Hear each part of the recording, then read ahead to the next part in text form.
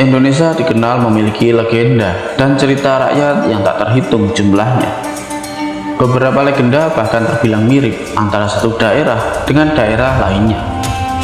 Salah satu legenda yang ada di berbagai daerah adalah legenda Dewi Sri. Legenda ini berkisah tentang seorang perempuan yang dipercaya menjadi asal-usul terciptanya padi. Legenda Dewi Sri dikenal oleh masyarakat Sunda, Jawa, Bali, hingga Kalimantan, yang dijumpai dengan berbagai nama, namun konsepnya hampir sama. Berikut adalah legenda Dewi Sri dari tanah Jawa.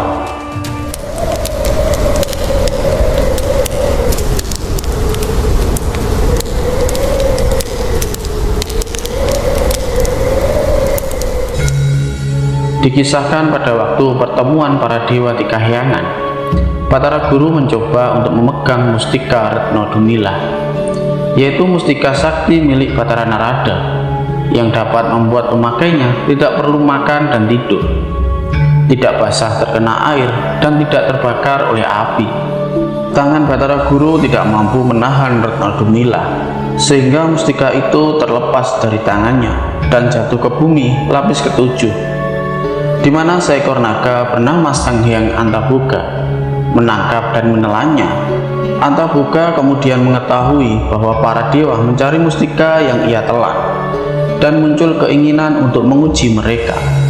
Lalu dia meletakkan mustika itu ke dalam sebuah cupu yang ia berikan kepada Batara Guru. Batara Guru tidak mampu membuka cupu tersebut. Begitu pula dengan Batara Narada dan para dewa lainnya. Akhirnya cupu tersebut dibanting oleh Batara Guru hingga hancur. Dari cupu yang hancur keluarlah Retno Dumila yang berubah bentuk menjadi seorang bayi perempuan. Bayi itu kemudian diberi nama Niken Tiksnawati.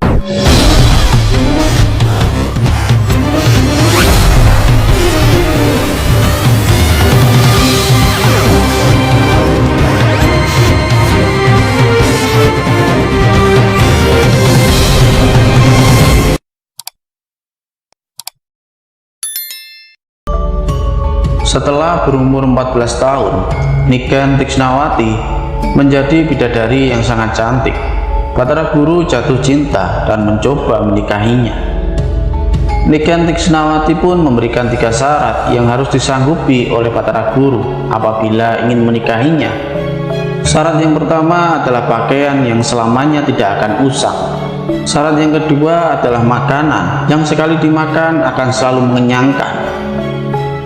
Dan syarat yang terakhir adalah gamelan yang bernama ketopyak atau ketok ketopyak, kebyok topyak, sebuah teka-teki yang berasal dari suara lesung. Batara Guru menyanggupi syarat tersebut dan memerintahkan anak Batara Kala yang bernama Kala Gumarang untuk mencari dan melengkapi persyaratan tersebut. Di tengah pencarian, Kala Gumarang melihat Dewi Sri yang sudah menjadi istri Dewa Wisnu sedang mandi di Taman Banjaran Sari.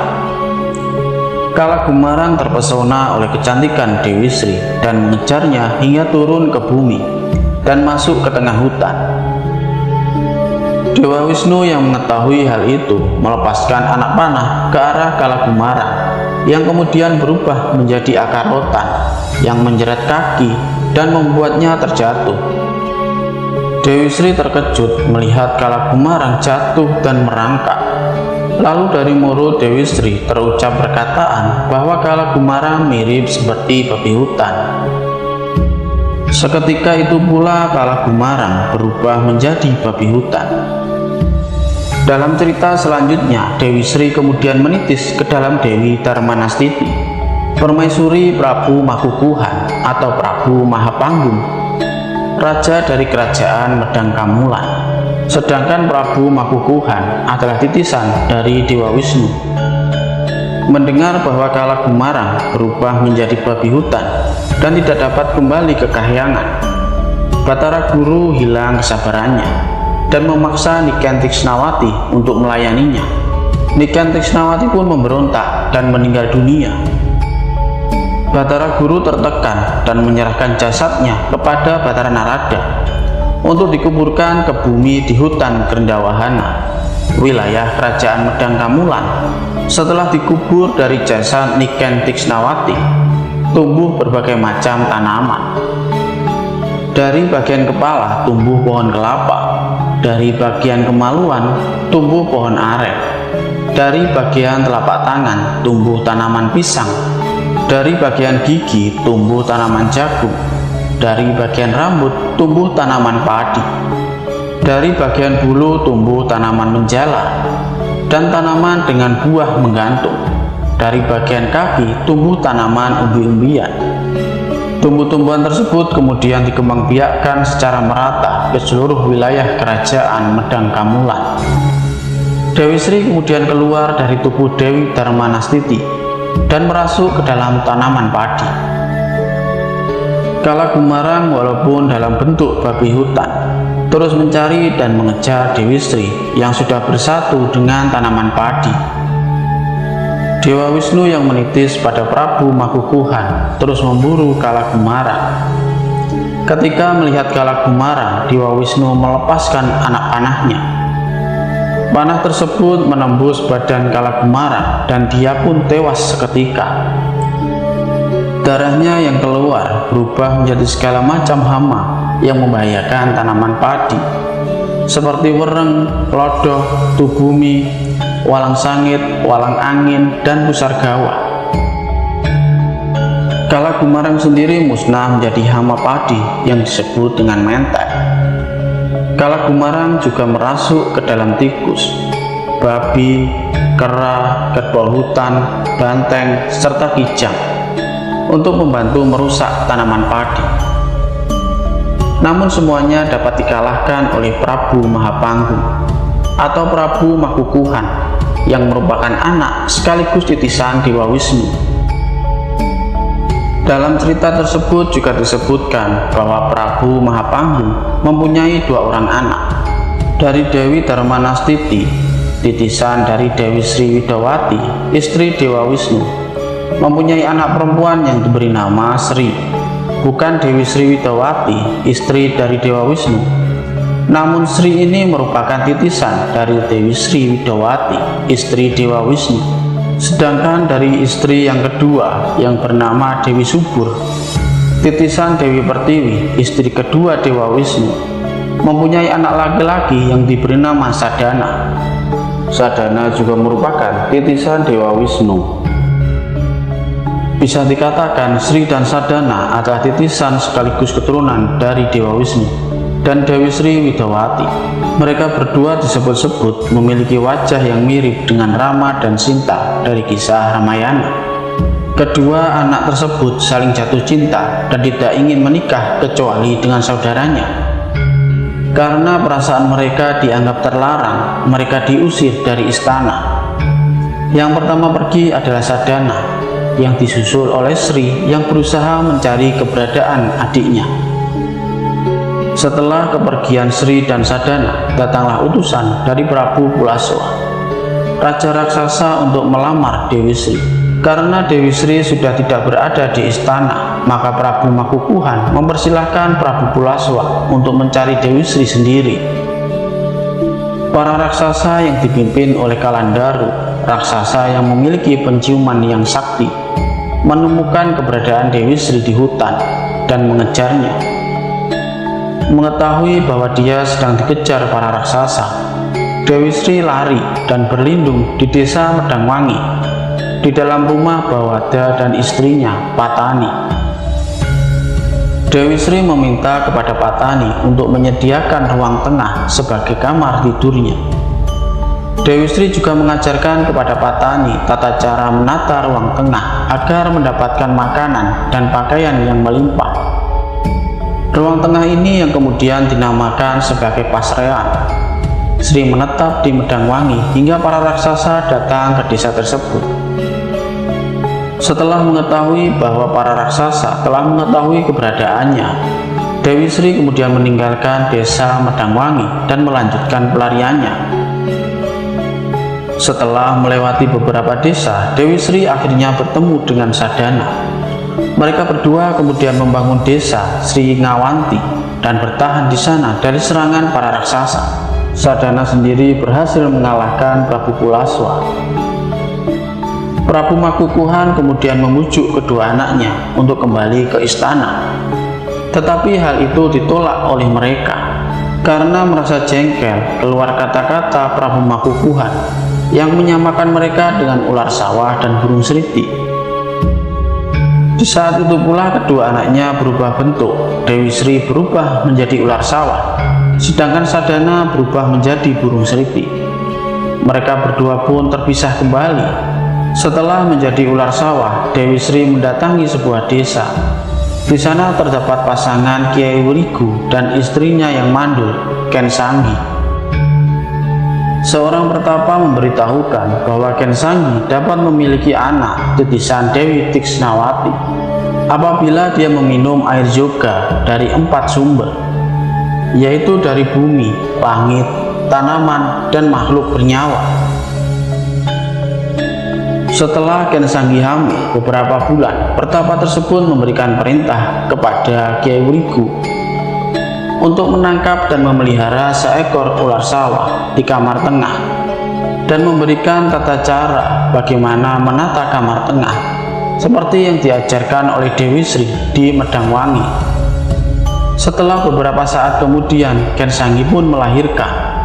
Lewat mimpi, ular sawah peliharaannya memberikan nama Raketan kepada putrinya yang baru lahir.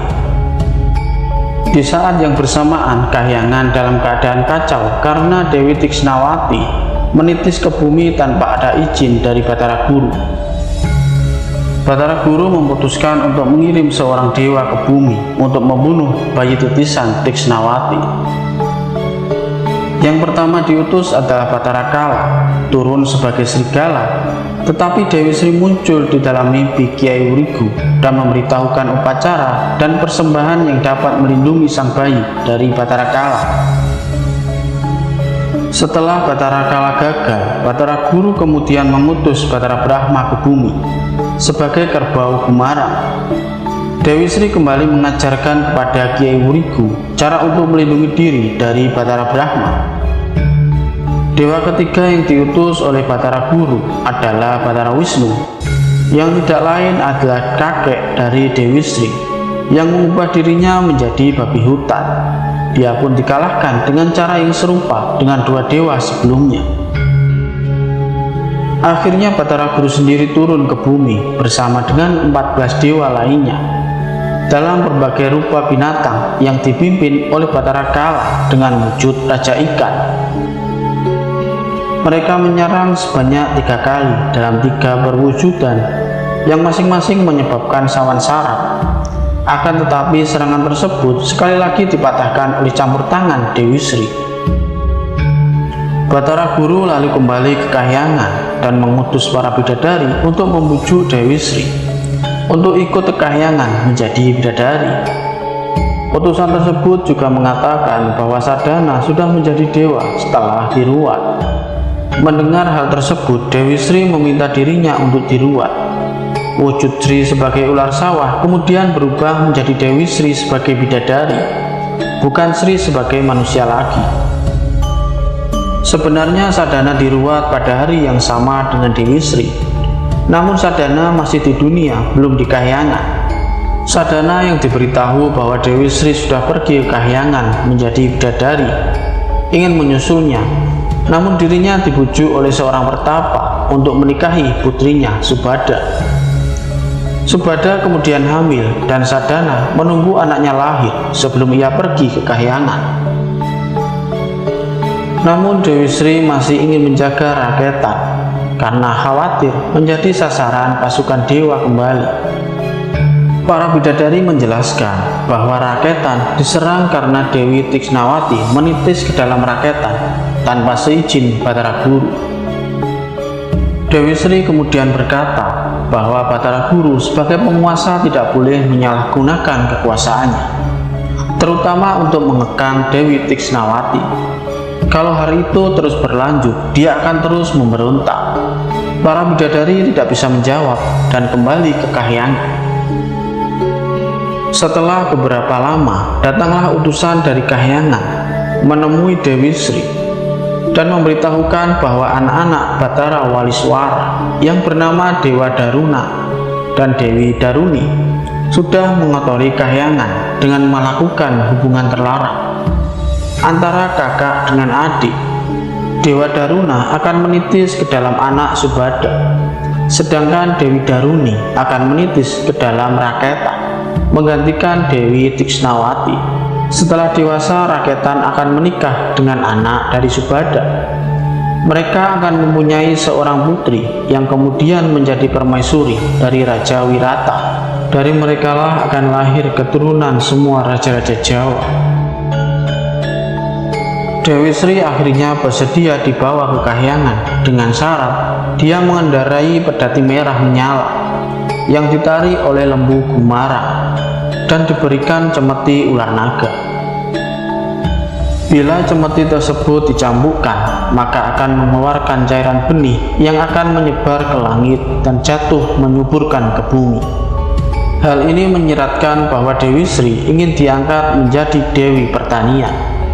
Batara Guru menyetujui syarat tersebut. Akhirnya Dewi Sri beserta Dewi Tiksnawati pergi menuju kahyangan.